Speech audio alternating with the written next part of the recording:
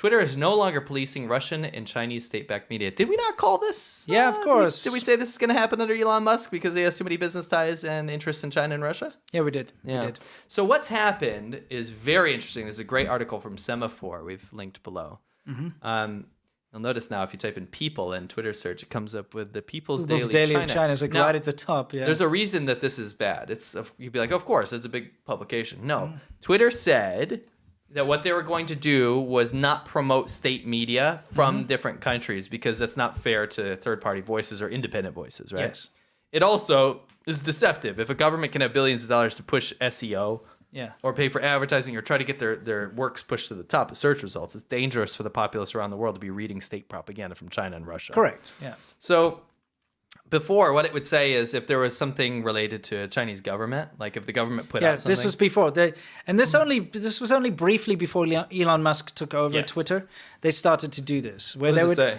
Well, once an entity was labeled as Chinese state-affiliated media, if you tried to share an article, it would kind of warn you, and it says, this tweet links to a China state-affiliated website. And so it would give you information. So you knew, so if you see an article pop up and it's like, America bad or something, and you try to share it, it'll be like, hey, just so you know, this is Chinese state media. You can't share it. Yeah. Just so you know. Just so you know, so you can be informed, basically, right? And now that's not happening anymore. That's been removed. Yeah. That has literally been removed. This used to say from Sixtone, here's a Sixtone, the Chinese publication, that says, stay informed. This tweet links to a Chinese state-affiliated media website. And then you can say, oh, shit, that's Chinese state media, so maybe take this with a grain of salt, right? So this guy went into this guy named Wen Hao, right? He went into this and he started to ask about it. He's like, why? What's going on? Why is this being removed? Like now Russia and China can use their propaganda apparatus to literally get at the top of search results for everything. Yeah. And no one will know if you don't know what CGTN is or Sixtone or RT or anything, any of these things, then how are you going to know it's propaganda from the state, from these enemy states as they some people have declared, right? Twitter seems to be violating its own policy by recommending posts from Chinese state media accounts. So not only did they remove those things, not only did they remove those labels warning you, they are now promoting the propaganda outlets from Russia and China. It says, I've seen a few of these recently from my For You tab, which state-affected accounts that I do not follow. So the rule that Twitter had written up was that we will not promote state media accounts to your For You page. Yeah. Because then it's unfair advantage for states' propaganda apparatus, right? Right. So now these are popping up. What do you see? Andy Borham, eh? Oh, yeah, what a character. Yeah, sorry, mate. I'm old. What? Never mind. What is this? Wen Hao says, nice, sent a long email asking Twitter why it's amplifying Chinese state media accounts on its platform and immediately received a poop emoji from them. This is what we're dealing with. Is that professional? So journalists reach out and say, hey, dude, like why are the warnings gone for China and Russia state media? Yeah. Why are you promoting them to me? Yeah. And Twitter officially replies with a poop emoji.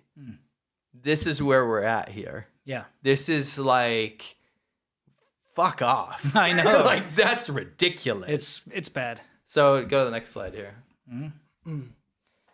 I highly recommend you read through this, by the way. So it gets even worse, right? Twitter policy, and this is archived. Yes. It said state-financed media organizations with editorial independence, meaning that it could be a state enterprise, but it's editorially independent, which Russia and China's media is not. No, it's not. It's not. But NPR and BBC is a good example of ones that are editorially independent. They don't follow what the government says, right? Correct. They don't need to do anything. It's a democratic country, right? Yeah. Are not defined as state-affiliated media for the purposes of this policy. That's what it used to be. That's what it used to be. Well, so not only were the Russia and China labels, warning labels removed. They weren't removed. Well, the labels underneath. The warning labels, yeah. NPR got hit with U.S. state-affiliated media by Elon Musk. Yeah. Even though it's editorially independent from the U.S. So what that does is it puts it in the same boat as China state-affiliated media or Russia state-affiliated media. An editorially independent outlet. Sure. He also removed the verified checkmark from New York Times, I believe, because he's mad at both NPR and the New York Times. This is bad. This is tech dictatorship. It's just childish nonsense, to be honest. It's bullshit. It's not, but it's not for fun. This is like where people go to get their news. Yeah. It's bad. Sure. Yeah, it is a problem when you've got a website that people rely so heavily on to get their information from. Yeah. When we see unsavory accounts, I say unsavory because they don't play by the rules. China, Russia, they pump a lot of money into SEO. They pump a lot of money into paying all these influencers. That Billions of dollars. And if those kind of people are being promoted unfairly, and I mean unfairly because they've got money behind them. Yes. Unfairly because they're not being, held to task. Because people like you and me, if we have a Twitter account, we don't get to boost it. We don't get to spend the huge amounts of money on SEO and on ads and bot farms and stuff to boost us and retweet us and stuff. But China and Russia do. Yeah. So it puts them ahead of the game. And that's why the idea of having these state labels and not promoting them is a good idea because it prevents bad actors from taking advantage of the situation. Yes. I don't, by the way, the New York Times thing I can't speak with 100% certainty on. I believe maybe they had removed or they let it expire and didn't pay for the check mark or whatever the new policy is. Yeah. But anyway. We're talking pineapples once again. Remember, this is our show, episode 51. That was 2 years ago, I believe. Yeah, 2 years ago. We talked about pineapples. Okay, and what we talked about back then was the fact that, mainland China stole some pineapples. Okay, and it's not like they went and they grabbed some pineapples off a shelf. No. It's still the cultivar. Taiwanese pineapples are very special. Okay, yes. They've been bred and cultivated. Well, this specific one, the mango pineapple. Yeah, it's super awesome. Sweet. It's like the best pineapple you ever had in your life. Easily. Okay, and I can tell you, having had it many times, because whenever we go to Taiwan, it's one of the things we love to eat there. It's on par with Hawaii. Yeah. Amazing pineapples, okay? So Taiwan's created this pineapple. It's man-made. It's not like, they just have it. It's from many years. Millions of dollars of research. Yes. Huge amount of. Okay, so they create this amazing pineapple. Mainland China steals this, okay, through some stupid joint venture or some trickery. They did that with the New Zealand kiwis before. Yeah, they did that with New Zealand kiwis. So through some trickery, they stole the pineapple. They start growing that exact same pineapple just over the waters there, okay? And Taiwan kind of has a problem with this and says, what are you doing? It's one of our big exports. So what does China do? They ban the sale of Taiwanese pineapples from Taiwan so that they can sell their homegrown stolen one now. So the demand is in there. Like the demand in China is like, we want Taiwanese pineapples because they're awesome, right? Chinese government says, you can't buy them anymore, but guess what? You can buy them locally grown now because we stole it anyway, right? So they boost their local sales and they punish Taiwan and they do all their nonsense, all right? And that's what we reported on back then 2 years ago. Now, what's happened? There's been a bit of a... down, quite literally. Yeah, there's been a little bit of an escalation on that. I'll get to the next slide here. So China stole the patented pineapple 2 years ago, right? Yeah.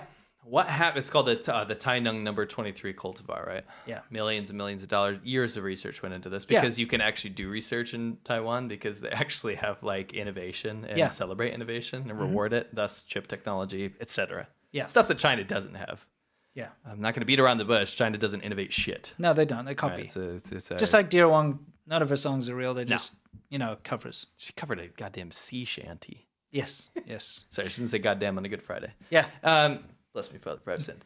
So, moving on. You need some ash or something? That's Ash Wednesday. Okay, whatever. Anyway, so. Don't get hit, baptize you for your sins. I'm not going to re-baptize. All right, anyway, so they stole the pineapple, right? But you mentioned they cut off Taiwan pineapple sales in China. Yes. Now, they're exporting the Taiwan pineapple from China, but they didn't just do it in the original Guangdong area where they're stealing it. Yeah. They've expanded to 66 hectares in Hainan, growing this so it matches the same climate as Taiwan. Yes. Right?